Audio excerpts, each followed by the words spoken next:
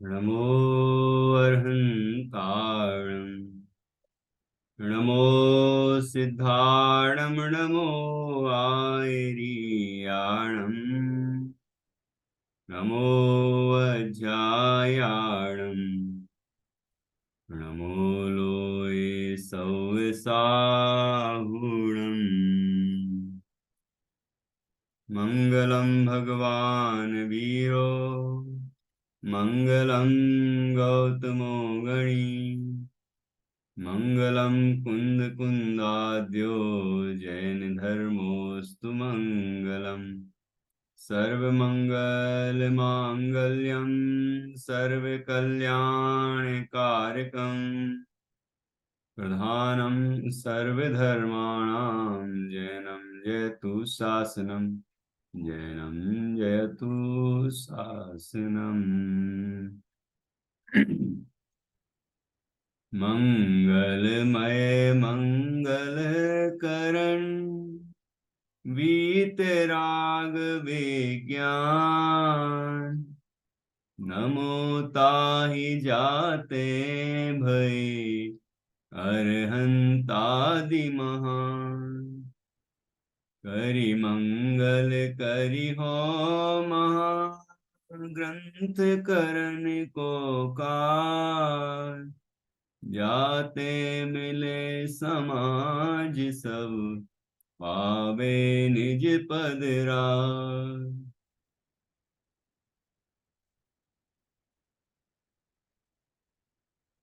आचार्य कल्प पंडित श्री टोडरमल जी द्वारा रचित यह मोक्ष मार्ग प्रकाशक नामक ग्रंथ है। इसके पहले अधिकार पर हमारी चर्चा हो चुकी है। हम आज से दूसरा अधिकार प्रारंभ करेंगे। दूसरे अधिकार में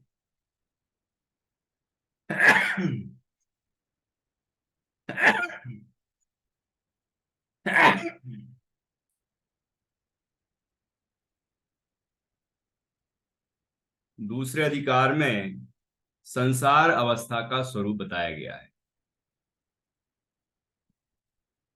ग्रंथ का नाम है मोक्ष मार्ग प्रकाशक। मोक्ष मार्ग का वह प्रकाश करने वाला है।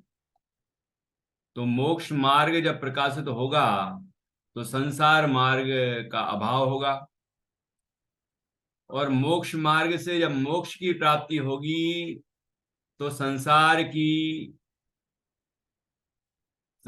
का नाश होगा, संसार का अभाव होगा। इसलिए जीव मोक्ष मार्ग में लगे उसके लिए पहले संसार का स्वरूप समझना बहुत जरूरी है। अर्थात यह जीव जिस संसार दशा में है, इस दशा का स्वरूप समझना बहुत जरूरी है। जब तक ये नहीं समझेगा तब तक संसार के दुखों को नहीं समझेगा। संसार के दुखों को नहीं समझेगा तो संसार में दुख लगेगा नहीं। संसार में दुख लगेगा नहीं तो संसार से मुक्त होना नहीं चाहेगा, और संसार से मुक्त नहीं होना चाहेगा तो मोक्ष की प्राप्ति के लिए प्रयत्न नहीं करेगा, मोक्ष को नहीं पाना चाहेगा। और मोक्ष को नहीं पाना चाहेगा तो मोक्ष मार्ग में क्यों लगेगा? तो मोक्ष मार्ग में लगने के लिए जीव को संसार का स्वरूप समझ में आना बहुत जरूरी है। इसलिए आचार्य कल्प पंडित श्री टोडरमल जी ने पहले अधिकार में प्रस्तावना प्रस्तुत करते ही पीठबंध रूपण अधिकार के पूर्ण होते ही दूसरे अधिकार में संसार अवस्था का स्वरूप बताया है। पहले अधिकार में हमने भूमिका के रूप में जो बहुत आवश्यक विषय थे वे सभी समझ लिए। मंगलाचरण, और मंगलाचरण में वीतराग विज्ञानता को नमन। वीतराग विज्ञानता जिनका स्वरूप है, ऐसे अरहंत सिद्ध आचार्य उपाध्याय साधु का स्वरूप। उनके पूज्यत्व का कारण, और उनसे हमारे प्रयोजन की सिद्धि कैसे होती है। हमारा प्रयोजन मोक्ष प्राप्त करने का है, सुखी होने का है, तो वह अरहंत आदि से कैसे सिद्ध होता है। उसके बाद फिर मंगलाचरण करने का क्या कारण है, और ये जो ग्रंथ लिखा जा रहा है, इस ग्रंथ की प्रामाणिकता क्या है और आगम की परंपरा क्या है। ये सब समझने के बाद पंडित जी का कितना अध्ययन है इसके पीछे, ये जो लेखन हुआ है उसके पीछे किन शास्त्रों का आधार है, कितना गहन चिंतन किया उन्होंने, कैसे ग्रंथों के अंदर के रहस्य निकाले, और संस्कृत प्राकृत आदि जो ग्रंथ हैं उनके अंदर से रहस्य निकाल के देश भाषा में, जो कि प्राणी मात्र को समझ में आ सके, जो सभी सभी एक साधारण व्यक्ति जो ज्यादा पढ़ा लिखा भी ना हो, तो वह अपनी देश भाषा में, अपनी भाषा में उस बात को समझ सके, तत्व ज्ञान को समझ सके, इसके लिए उन्होंने ढूंढारी भाषा में लेखन किया। राजस्थानी का ही एक प्रकार है, और राजस्थानी आज वर्तमान में हिंदी का प्रकार मानी जाती है, तो हिंदी का ही एक रूप कह सकते हैं, तो जिससे कि सबको ये समझ में आए। और फिर इसके सभी भाषाओं में रूपांतरण हुए हैं, ट्रांसलेशन हुए हैं, अंग्रेजी में भी हुआ है और दूसरी भाषाओं में भी हुआ है, जिससे और लोग भी इस ग्रंथ के रहस्य को समझ सकें। तो उसके बाद उन्होंने ये बताया कि इस ग्रंथ में किसी भी तरह से कोई असत्य पद की रचना नहीं है। फिर वांचने सुनने योग्य शास्त्र कैसे होते हैं, उनको शास्त्र को वांचने वाला वक्ता कैसा होता है, शास्त्र को सुनने वाला वह श्रोता कैसा होता है। देखो, शास्त्र भी वीतरागता का पोषक, वक्ता भी वीतरागता का अनुभव करने वाला, जिसको वीतरागता प्रकट हो गई है, और वीतरागता का पोषण ही करता है जिनवाणी के अनुसार। और सुनने वाला भी वह सुन के और अपने अंदर उस वीतरागता विज्ञानता को प्रकट करता है। तो वक्ता और श्रोता आत्मज्ञानी, और यह जिनवाणी उस आत्मज्ञान की कारण साधनभूत, जो कि वीतरागता की पोषक है। ऐसा सुंदर संयोग मिलता है तो यह मोक्ष मार्ग प्रशस्त होता है। यहाँ उसके बाद अंत में प्रकरण आया था मोक्ष मार्ग प्रकाशक ग्रंथ की सार्थकता। ये जो ग्रंथ है वो यह पूरी तरह से सार्थक है, ये जो नाम है ये सार्थक है, अर्थपूर्ण है। इस ग्रंथ में मोक्ष मार्ग का प्रकाश किया गया है। दर्शन शास्त्रों में 4 बिंदुओं पर चर्चा होती है। एक, संसार, दूसरा संसार का कारण, तीसरा मोक्ष, और चौथा मोक्ष का कारण या मोक्ष का उपाय। तो इस ग्रंथ के अंदर इन सभी विषयों का समावेश किया गया है। तो सबसे पहले यहाँ संसार, फिर संसार का कारण, ये सभी बताएंगे, फिर मोक्ष और मोक्ष का उपाय ये बताया जाएगा। इसी का नाम है मोक्ष मार्ग प्रकाशक, मोक्ष का उपाय अर्थात मोक्ष मार्ग का प्रकाश करने वाला। तो इस तरह से इस ग्रंथ का नाम सार्थक है, और हमें इस ग्रंथ के रहस्य को समझना है, और रहस्य को समझ के अपने अंतर में उसका प्रयोग करना है, तभी इस ग्रंथ की वास्तव में सार्थकता है। हम जब स्वयं इस ग्रंथ के भाव को, रहस्य को, प्रतिपाद्य को समझ लेंगे और उसका प्रयोग करके देहादिक से भिन्न अपने चैतन्य की अनुभूति करेंगे, अपने आत्मा की अनुभूति प्राप्त करेंगे, जिससे सम्यक दर्शन, सम्यक ज्ञान, सम्यक चारित्र प्रकट होगा और हम सुखी होंगे। और फिर रत्नत्रय की पूर्णता होने पर हमें केवल ज्ञान होगा, परमात्म दशा होगी, तब ही इस ग्रंथ को पढ़ने की सकता है। ऐसी बात हम दृढ़ करते हुए अब दूसरे अधिकार की ओर बढ़ते हैं, जिसका नाम है, जिसका विषय है संसार अवस्था का स्वरूप। तो इसका पहले मंगलाचरण भी किया गया है। जो मूल मंगलाचरण है ग्रंथ का, वो तो हमने अभी पढ़ा ही। इसमें सभी अधिकारों में दो दो पंक्तियों का दोहे के रूप में मंगलाचरण भी प्रस्तुत किया है। उस मंगलाचरण में मंगलाचरण तो है ही, परमात्मा को तो नमस्कार किया ही है, साथ ही उस ग्रंथ उस अधिकार के अंदर कौन सा विषय आया है वो विषय भी वहां पर उल्लेखित है। उस विषय का उल्लेख भी उन्होंने किया है, और उसका उस विषय से क्या प्रयोजन सिद्ध होने वाला है वो बताया है। तो देखिए, ये हम शुरू करते हैं। आप लोगों ने पहले अधिकार का रिवीजन कर लिया है?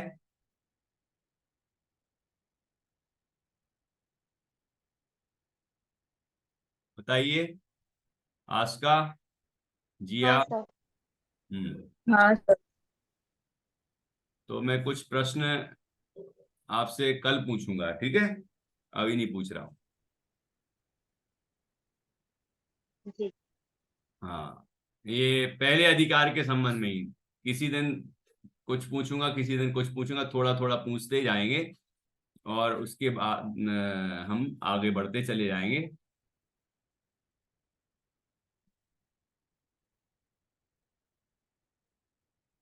सर एवरीडे का यही टाइम रहेगा ना? हाँ, 6:30 से 7:15। कभी पौने 7 से हो पाया तो 7:30 तक चले, मतलब 40-45 मिनट तो चलेगा एक मीटिंग, ठीक है? टाइम बदलना है तो बता देना। अभी तो नहीं बदलेंगे, अभी हमारे अपने 10 लक्षण व्रत चल रहे हैं ना। तो अभी मुझे पौने 8 बजे से प्रवचन करने भी जाना है। उसके बाद फिर कभी लगेगा तो बदल सकते हैं।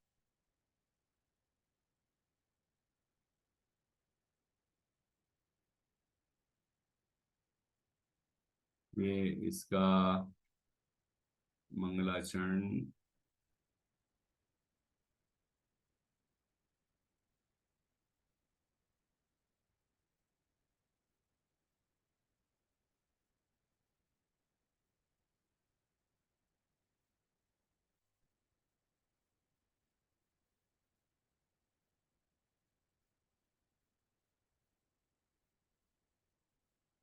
ये देखिए, दूसरा अधिकार है।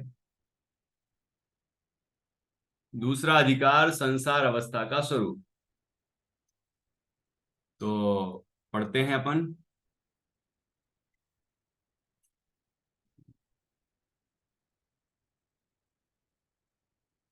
पढ़िए। मिथ्या भाव अभाव ते, जो प्रगटे निज भाव, सो जयवंत रहो सदा, यही मोक्ष उपाय। सो जयवंत रहो सदा, यही मोक्ष उपाय। देखिए, ये मंगलाचरण है। इस अधिकार का अलग से मंगलाचरण किया गया है।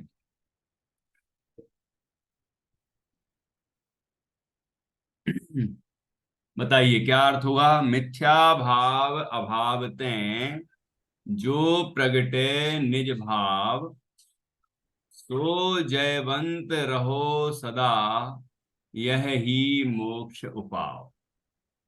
आज का बताइए क्या अर्थ ख्याल में आता है, उसके बाद मैं बताऊंगा, ठीक है?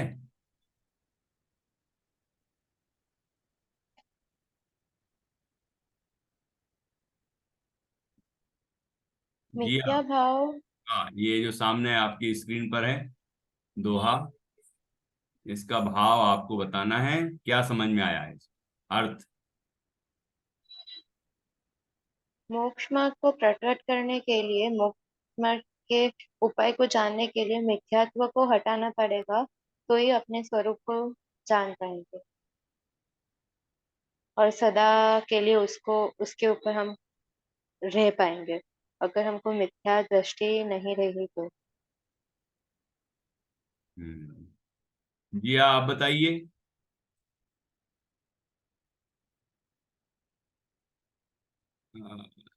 फटाफट रिस्पॉन्स देना चाहिए, इससे हमें पता चलेगा कि आप लोग ध्यान से सुन रहे हैं। हम्म। मिथ्या भाव जब हटेगा तो ही हम्म। आत्मा का स्वरूप प्रकट होगा। और अगर और ऐसा करने से हम मोक्ष मार्ग का उपाय मिल सकता हम्म। ठीक, बहुत अच्छा। देखिए, अच्छा बताया। मिथ्या भाव अभावतें, मिथ्या भाव अर्थात मिथ्यात्व, मिथ्यात्व भाव, मिथ्यात्व भाव अर्थात उल्टी मान्यता। जैसा है वैसा नहीं मानना, और जैसा मानता है वैसा नहीं होना, वो मिथ्या है। जैसे हमने माना कि मैं शरीर हूं, जबकि शरीर तो नहीं है। हम तो शरीर से भिन्न आत्मा है।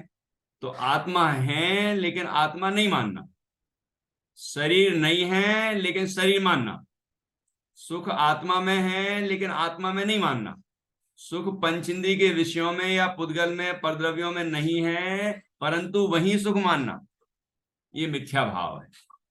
तो कहते हैं मिथ्या भाव के अभाव से अभावतें, मिथ्या भाव का जब अभाव हो जाता है, जो प्रगटे निज भाव, तो जो निज भाव अर्थात आत्मा का स्वभाव प्रकट होता है, आत्मा का स्वभाव रत्नत्रयमय है, सम्यक दर्शन, सम्यक ज्ञान, सम्यक चारित्र प्रकट होता है, आत्मा का निज भाव जो सुख प्रकट होता है, वीतरागता प्रकट होती है।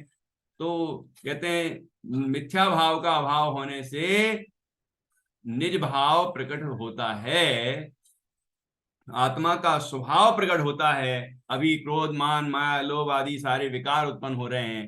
फिर जब हम मिथ्या भाव का अभाव कर देते हैं, जब वस्तु के यथार्थ स्वरूप का श्रद्धान होता है, जब हमें जैसा है वैसा ही अनुभव में आता है, तो फिर अपना स्वभाव, सम्यक ज्ञान, सम्यक दर्शन, सम्यक ज्ञान, सम्यक चारित्र, ये सब प्रकट हो जाता है।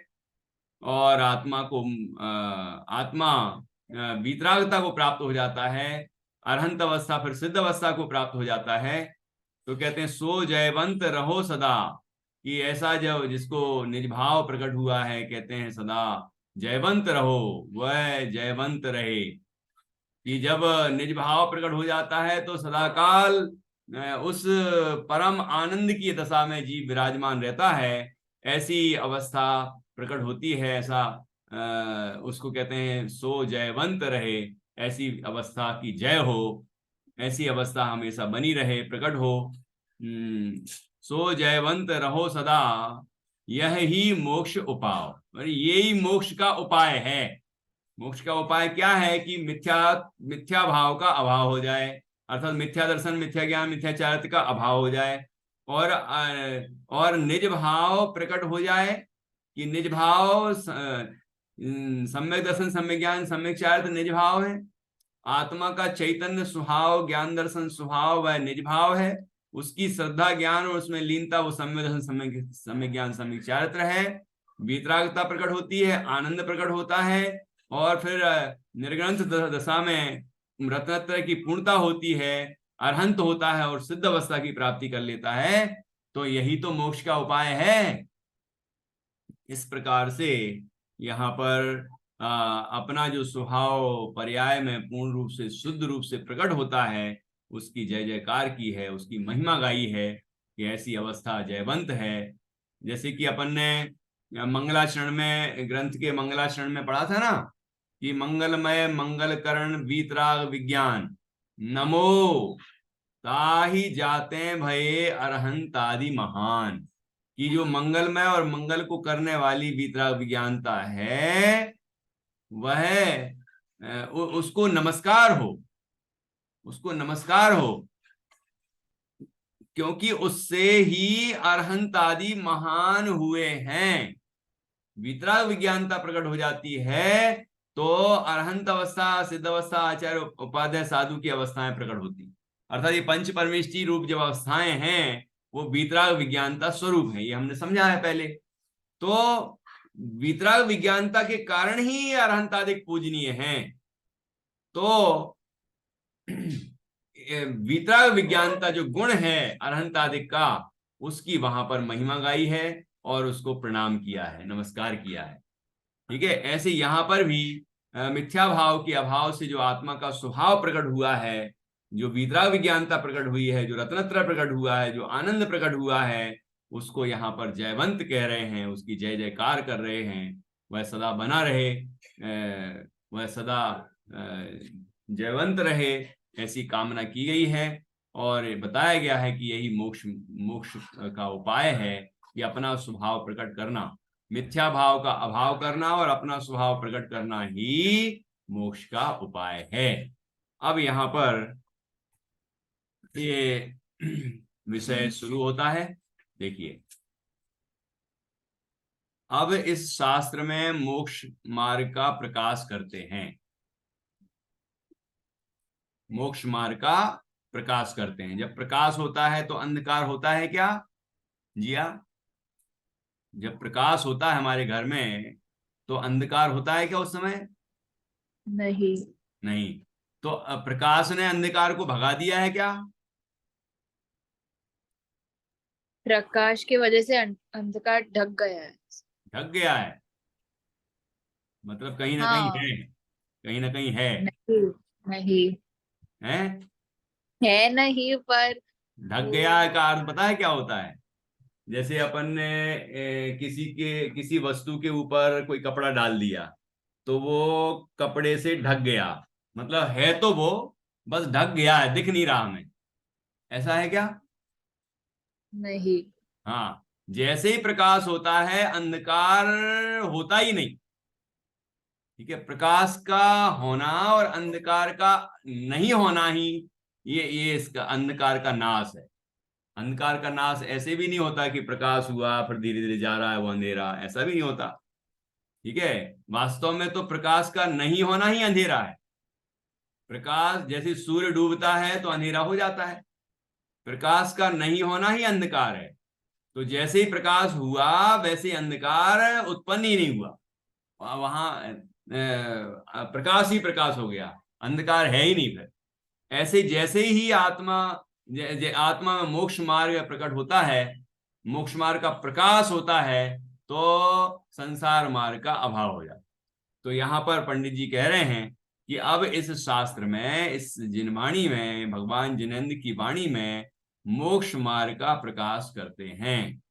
ठीक है, वहां बंधन से छूटने का नाम मोक्ष है। इस आत्मा को कर्म का बंधन है और उस बंधन से आत्मा दुखी हो रहा है, तथा इसके दुख दूर करने ही का निरंतर उपाय भी रहता है, परंतु सच्चा उपाय प्राप्त किए बिना दुख दूर नहीं होता और दुख सहा भी नहीं जाता। इसलिए यह जीव व्याकुल हो रहा है। क्या कहा कि वहां, अर्थात इस इस मोक्ष मार्ग के प्रकाश के समय या फिर इस संसार में, इस संसार अवस्था में, वहां अर्थात इस प्रकरण में बंधन से छूटने का नाम मोक्ष। मोक्ष किसे कहते हैं? मोक्ष की क्या परिभाषा है कि बंधन से छूटने का नाम मोक्ष। अब प्रश्न उठता है कि बंधन क्या है जिससे छूटने का नाम मोक्ष है? तो यहां आगे कहा इस आत्मा को कर्म का बंधन है, कर्म से बंधा हुआ है। ठीक है, 8 कर्मों से बंधा हुआ है, ज्ञानावर्ण, दर्शनावर्ण, वेदनी, मोहिनी, वायु, नाम, गोत्र, अंतराय। और उनके निमित्त से होने वाले जो जीव के विकारी परिणाम हैं, मोह, राग, द्वेष आदि भाव, क्रोधादिक भाव, ये भावबंध है। और नो कर्म भी होते हैं, नो कर्म। तो नो कर्म जो शरीर आदि हैं, ये नो कर्म है। ठीक है, तो द्रव्य कर्म, भाव कर्म और नो कर्म, इनसे जीव बंधा हुआ है। ठीक है, तो इस आत्मा को कर्म का बंधन है और उस बंधन से आत्मा दुखी हो रहा है। बंधन से आत्मा दुखी हो रहा है। हम दुखी किस बात से हैं? कि कर्मों का बंधन है और बंधन है तो उसका उदय आता है, उदय आता है तो हम उसमें जुड़ते हैं और हमें मोह राग द्वेष परिणाम पैदा होते हैं। जब मोह राग द्वेष होते हैं तो हम फिर दुखी होते हैं। तो यहां कहा कि उस बंधन से आत्मा दुखी हो रहा है तथा इसके दुख दूर करने ही का प्रयत्न निरंतर उपाय भी रहता है। देखिए, ऐसा नहीं समझना कि उपाय नहीं करता, वो दुख दूर करने का उपाय बराबर करता है। इसके दुख दूर करने ही का निरंतर उपाय भी रहता है। परंतु परंतु गड़बड़ी क्या है, देखो, कर्म बंधन है जीव को, बंधन से आत्मा दुखी है, दुख दूर करने का जीव उपाय भी करता है, सदा निरंतर उपाय भी करता है। फिर परंतु क्या, परंतु सच्चा उपाय प्राप्त किए बिना दुख दूर नहीं होता। लेकिन सच्चा उपाय नहीं मालूम कि सही उपाय क्या है, कैसे दुख दूर होते हैं। इसने तो समझा कि दुख दूर करने का क्या उपाय, तो जो इसको समझ में आता है वो करता रहता है। भूख लगी तो भोजन कर लो, प्यास लगी तो पानी पी लो, ठंड लग रही है तो गर्म कपड़े पहन लो। ऐसे जो भी बाहर की जो भौतिक सामग्रियां हैं वो हम इकट्ठी करते रहते हैं, सोचते हैं कि हम सुखी हो जाएंगे। कुछ किसी को कुछ अपशब्द बोलने का मन हो रहा है तो बोल देता है, किसी को कोई चापलूसी वाले वचन भी बोल देता है। मतलब जैसे इसका प्रयोजन सिद्ध हो वैसे काम करता है। तो ये जो उपाय करता है, सांसारिक उपाय करता है, ये संसार को बढ़ाने वाले ही उपाय हैं, संसार से मुक्त करने वाले उपाय नहीं है, दुख दूर करने वाले उपाय नहीं है। इनसे कोई दुख दूर नहीं होता। तो यहां कहा परंतु सच्चा उपाय प्राप्त किए बिना दुख दूर नहीं होता और दुख सहा भी नहीं जाता, इसलिए यह जीव व्याकुल हो रहा है। कितनी बातें कही कि कर्म का बंधन है, दूसरी बात कही उस बंधन से दुखी है जीव, तीसरी बात कही दुख दूर करने का उपाय निरंतर करता रहता है, चौथी बात कही परंतु सच्चा उपाय नहीं जानता, उस सच्चे उपाय के बिना दुख दूर होता नहीं है और दुख सहा भी नहीं जाता, सहा नहीं जाता तो कुछ ना कुछ करता रहता है। इसीलिए यह जीव व्याकुल हो रहा है, व्याकुल हो रहा है, दुखी हो रहा है, पीड़ित हो रहा है, आकुलित हो रहा है।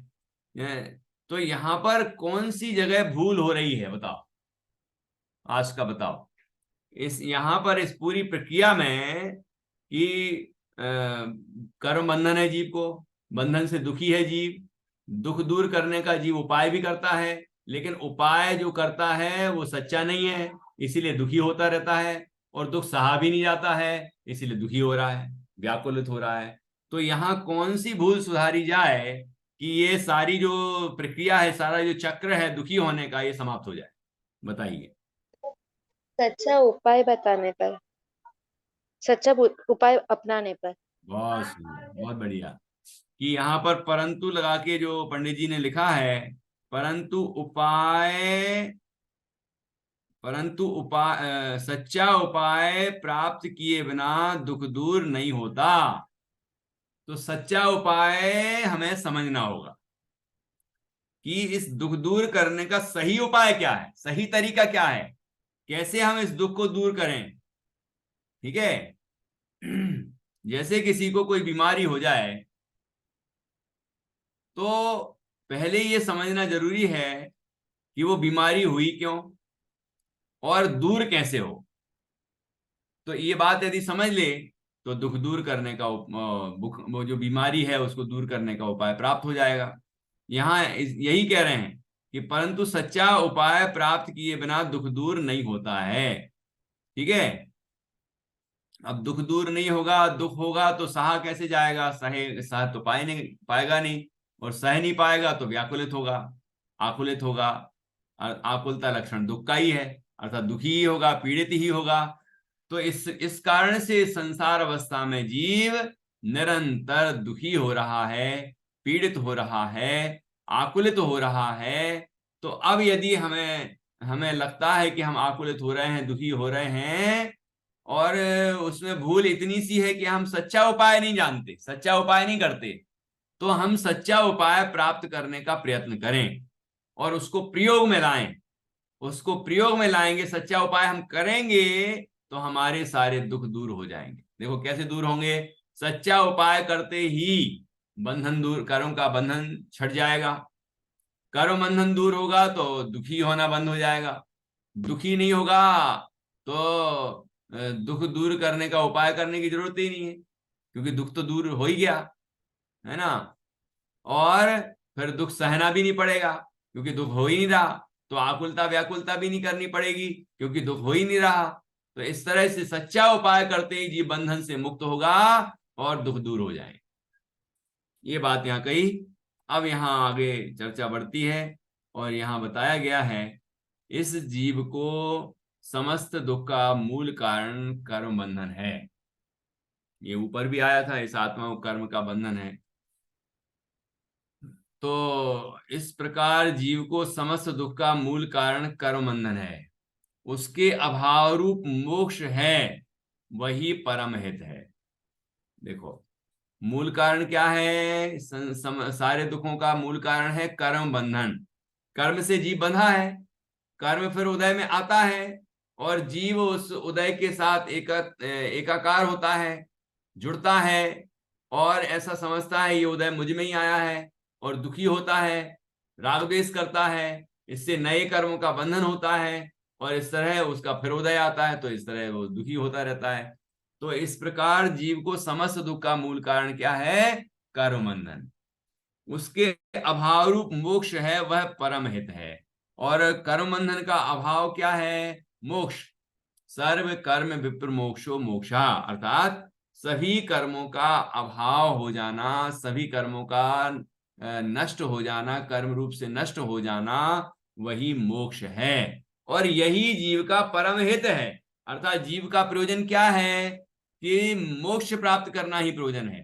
मोक्ष प्राप्त करना प्रयोजन क्यों है, क्योंकि मोक्ष अवस्था अनंत सुख रूप है, तो सुख प्राप्त करना जीव का प्रयोजन है और वह मोक्ष अवस्था में ही प्राप्त होता है। इसलिए मोक्ष वह हमारा परम हित है ना। सच ये भला हो रहा है, हम यदि मोक्ष को प्राप्त करेंगे तो अपना भला करेंगे हम, तथा उसका सच्चा उपाय करना वही कर्तव्य है। देखो मोक्ष प्राप्त करना है वो हमारा परम हित है, और मोक्ष प्राप्त करने के लिए हमारा कर्तव्य क्या है कि सच्चा उपाय करें। इसलिए इस ही का उपदेश देते हैं। इसलिए वह सच्चा उपाय क्या है, मोक्ष प्राप्ति का सच्चा उपाय क्या है, कर्म बंधन से छूटने का सच्चा उपाय क्या है, वही उपदेश यहाँ पर दिया जाता है। अब देखिए कितना सुंदर उदाहरण दिया है। वहां जैसे वैद्य है सो रोग सहित मनुष्य को प्रथम तो रोग का निदान बतलाता है कि इस प्रकार यह रोग हुआ है, तथा उस रोग के निमित्त से उसके जो जो अवस्था होती हो वह बतलाता है। उससे उसको निश्चय होता है कि मुझे ऐसा ही रोग है। फिर उस रोग को दूर करने का उपाय अनेक प्रकार से बतलाता है और उस उपाय की उसे प्रतीति कराता है। इतना तो वैद्य का बतलाना है। तथा यदि वह रोगी उसका साधन करे तो रोग से मुक्त होकर अपने स्वभाव रूप प्रवर्ते, यह रोगी का कर्तव्य है। क्या कहा, देखिए कितना सुंदर उदाहरण दिया है। जैसे कोई वैद्य है, वैद्य ठीक है ना, डॉक्टर, आजकल की अंग्रेजी में डॉक्टर कहते हैं, अंग्रेजी लोग अंग्रेजी डॉक्टर को डॉक्टर कहते हैं। ये देसी आयुर्वेद इन सब के जो डॉक्टर होते हैं उनको वैद्य कहते हैं। तो वहां जैसे वैद्य है सो रोग सहित मनुष्य को प्रथम तो रोग का निदान बतलाता है। क्या होता है ये निदान, निदान यहाँ होता है, ये वैद्य ने नाड़ी देखी और उसको बताया भाई आपको ये हो रहा है, ऐसे भी होता है, ऐसा भी हो रहा है, ऐसा भी हो रहा है, ऐसा भी हो रहा है। तो वो जो जो जो बोलता जाता है तो वह रोगी सोचता है अरे इनने तो मेरा रोग बिल्कुल सही पकड़ लिया है ना, ऐसा उसको विश्वास आता है। तो इसको कहते हैं निदान, है रोग का निदान बताना। तो जैसे वैद्य है सो रोग सहित मनुष्य को प्रथम तो रोग का निदान बतलाता है कि इस प्रकार यह रोग हुआ है, और रोग कैसे हुआ, क्या खाया था। कई लोग बता देते हैं कि 7 दिन पहले तुमने ये खाया था, उसका ये फूड फूड पॉइजन हो गया, और इस तरह से तुम्हारे अंदर इन्फेक्शन हो गया और ऐसे बीमार हो गए हो। तो उसको समझ में आता, हाँ यार मैंने सही में ये बात इतने 3 दिन पहले ये चीज खाई थी, है ना। तो उसे वैद्य पर विश्वास आ जाता है कि हाँ वैद्य जी ने बिल्कुल सही रोग पकड़ा है, सही कारण समझा है। तो अब ये जो उपाय बताएंगे ये बिल्कुल सही बताएंगे। तो जब वैद्य उसको उपाय बताता है तो वो पूरा पूरा उस उपाय को करता है। ये उसका ही कर्तव्य है, वैद्य का कर्तव्य तो वैद्य ने पूरा कर दिया, रोग बता दिया, है ना। लेकिन रोगी का कर्तव्य ये है कि वो जो उपाय बताया है वो करे। तो वो करता है, जब विश्वास हो जाता है उसको तो वह करने लग जाता है। वहां जैसे वैद्य है सो रोग सहित मनुष्य को प्रथम तो रोग का निदान बतलाता है कि इस प्रकार यह रोग हुआ है, तथा उस रोग के निमित्त से उसके जो जो अवस्था होती हो वह बतलाता है। उससे उसको निश्चय होता है कि मुझे ऐसा ही रोग है, ठीक है। फिर उस रोग को दूर करने का उपाय अनेक प्रकार से बतलाता है कि इस तरह इस रोग को दूर कर सकते हो, इस तरह इस रोग को दूर कर सकते हो, ऐसा करेंगे तो ये दूर हो जाएगा, ऐसा करेंगे तो दूर हो जाएगा। इस तरह अनेक उपाय बताता है, ठीक है। फिर उससे उसको निश्चय होता है कि मुझे ऐसा ही रोग है। फिर उस रोग को दूर करने का उपाय अनेक प्रकार से बतलाता है, और उस उपाय की उसे प्रतीति कराता है। इस इतना तो वैद्य का बतलाना है, ये तो वैद्य का कर्तव्य हुआ कि उसको प्रतीति करा दी उपाय की। रोग की प्रतीति हो गई, मतलब विश्वास हो गया कि हाँ ये मुझे रोग हुआ है और इस कारण से हुआ है। फिर ये जो उपाय बताया है कि ये औषधि का सेवन इस तरह से करोगे, ये भोजन पानी में ये परिवर्तन होगा, ऐसा ऐसा तुम्हें करना होगा, ऐसा करने से तुम्हारी बीमारी जल्दी ठीक हो जाएगी। तो वह व्यक्ति जो है, जो रोगी है, वह वैद्य जैसा कहता है वैसा करने लग जाता है, तो उसका रोग दूर हो जाता है। यहाँ आगे कहा कि इतना तो वैद्य का बतलाना हुआ सारा कुछ। तथा यदि वह रोगी उसका साधन करे तो रोग से मुक्त होकर अपने स्वभाव रूप प्रवर्ते, यह रोगी का कर्तव्य है। रोगी का कर्तव्य है कि जो उपाय वैद्य जी ने बताया है वह उपाय वह करे, और इस तरह से वो करता है तो वो रोग से मुक्त हो जाता है और शरीर अपने स्वास्थ्य भाव रूप प्रकट हो जाता है। उसी प्रकार यहाँ पर अब कर्म बंधन पर ये पूरी घटना पूरा दृष्टांत घटित किया है। देखो अपना समय होने वाला है, तो जितना पढ़ जाएगा ठीक है, बाकी अपन कल पढ़ेंगे। उसी प्रकार यहाँ कर्म बंधन युक्त जीव को प्रथम तो कर्म बंधन का निदान बतलाते हैं कि ऐसे यह कर्म बंधन हुआ है, तथा उस कर्म बंधन के निमित्त से इसके जो जो अवस्था होती है वह बतलाते हैं। उससे जीव को निश्चय होता है कि मुझे ऐसा ही कर्म बंधन है, तथा उस कर्म बंधन के दूर होने का उपाय अनेक